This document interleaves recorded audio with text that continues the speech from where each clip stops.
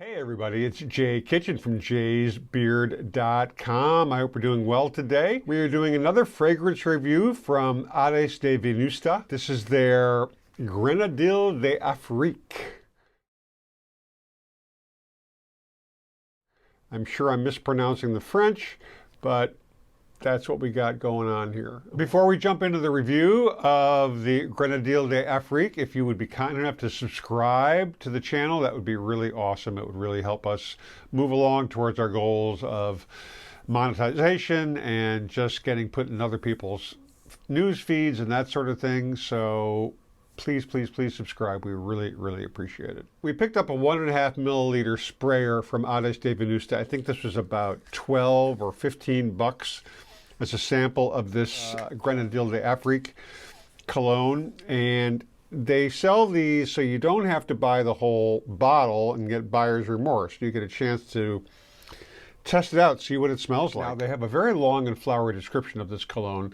I'm going to read part of it, then we're going to spritz some of it on us, and then we'll continue reading. This is a tribute to ancient African Blackwood and its majestic home. From crackling soap to balmy resin, smoky wood to sun-seared stone, purple dusk to ink black night. Grenadille D'Afrique expresses not only its namesake tree, but also the primal landscape in which it grows. It is a surprising, uncompromising, and emotional scent, perfumer Alberto Morillas explains. The materials are simple, stark, and unadorned.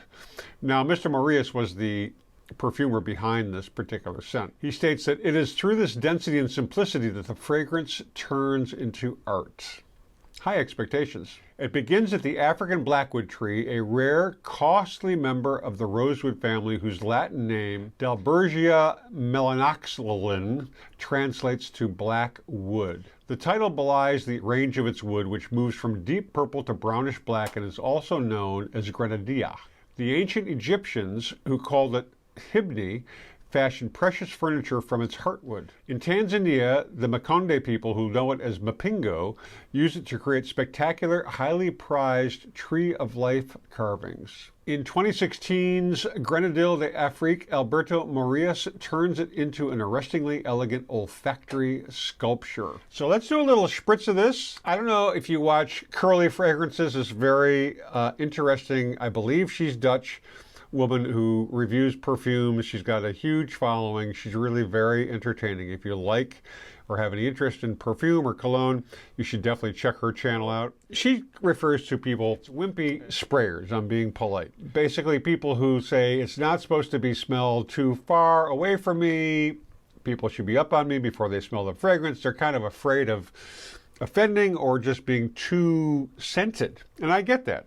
That's the kind of person I generally am. But we're going to do a little spritz. I don't have to go out tonight. I'm not going anywhere after I do this review, so I can stay home and smell as bad or as good as I want. So I'm going to spray a little bit on the back of my, whoops, okay. 4, 5, 6, 7, 8, 9, 10, 11 sprays. Seems like a lot, right? Typically, I'll do 3 to 5. But you want projection to a certain extent. Some of the scents aren't super long lasting. You really have to kind of play with it, because you don't want a really strong scent in a really enclosed workspace, or like I drive for a rideshare service. You don't really want to be stinking up the car with something that may not be pleasant to your passenger. Let's read a little bit more about the perfume while the alcohol burns off.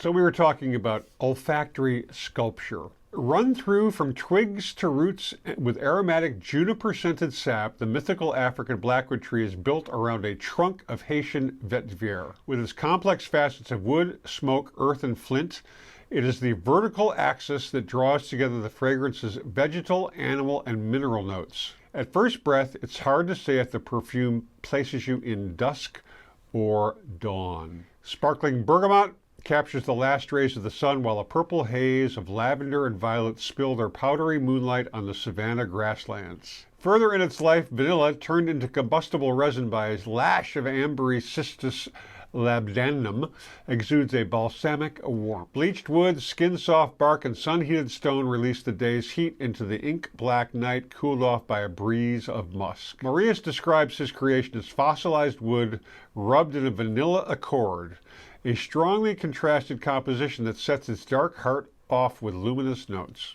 Grenadille D'Afrique explores a new region in the scent map where woods and resins meet ink and stone. Now they note on the website their olfactive notes are African Blackwood accord, vetiver, cistus labdanum, juniper, vanilla, bergamot, lavender, and violet. It's been several minutes since I did the little spritzy on me, and it's not super overpowering. It does have a little bit of a powdery kind of sensation on my nose. It's very nice. It's unusual. It's not fruity. It's not citrusy. Is it woody? Yeah, but it's not like oody. Although there's a little bit of that kind of lingering. Maybe that's a bergamot. I'm not really sure. I don't get the sense that this is going to be a real stinker in the sense of really triggering people with its scent. It's pretty mild. I mean, I spritzed about 15 sprays on me. It's nice. It's very, to me, it's masculine. It could be unisex. It's not super flowery. Like there is lavender, you can sort of pick that up, and that sort of feminizes, in quotation marks, the scent a little bit. I guess they consider this to be unisex, and I can see why. It does have a little bit of that powdery kind of scent. When I say powdery, to me that means that I put some powder on my face, you know, like my mother used to do. Not on my face, on her face. So that is a little bit where the feminine kind of impression on my mind comes from. I've had a couple of young women get into my car with Uber or Lyft or whatever service I'm using on that particular day and time, and they have a very strong powdery kind of smell. They fill the car with this aroma. And this is not that feminine, but it's a similar kind of thing. And now as I sit here, I've been sitting here for about 5 minutes since I actually sprayed it, because obviously there have been edits and so on and so forth. It definitely could be a room filler in the sense of it would fill the room with your scent.